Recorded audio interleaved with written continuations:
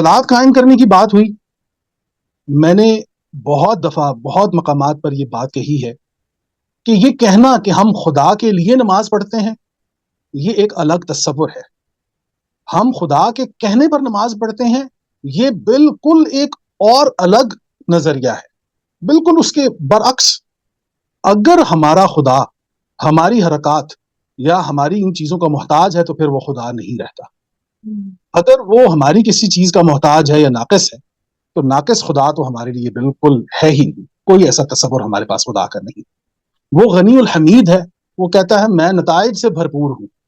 तो नताइज से भरपूर वही होता है जो अवामिल से जान छुड़ा चुका हो, उसने एक ऐसा मैकेनिज्म बना लिया हो कि जहां पर वो हर चीज का नतीजा देने के लिए बैठा है। वो गनी उल हमीद है और वो नताइज दे रहा है हमें। अच्छा जी, अब ये कहना कि मैं खुदा के लिए नमाज पढ़ता हूँ और ये कि मैं खुदा के कहने पर नमाज पढ़ता हूँ, इन दोनों में फर्क आ गया। ये दोनों अलग अलग बातें।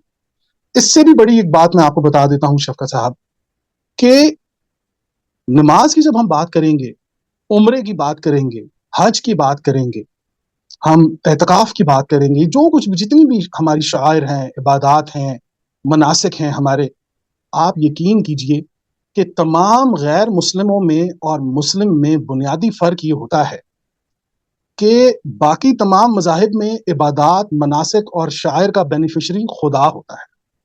खुदा हर चीज़ का बेनिफिशरी होता है। लेकिन कुरान के निज़ाम में, दीन के निज़ाम में, इस्लाम के निज़ाम में इबादात, शायर, मनासिक, इन तमाम तर चीज़ों का बेनिफिशरी हज़रत इंसान होता है। ये याद रखें कि तमाम तर इबादात, तमाम तर मनासिक, हज, उम्रा, नमाज, ये जितनी भी तमाम तर चीज़ें हैं, इनका बेनिफिशरी, इनसे फ़ायदा उठाने वाला हज़रत इंसान है, ना कि हमारा खालिक रहमान।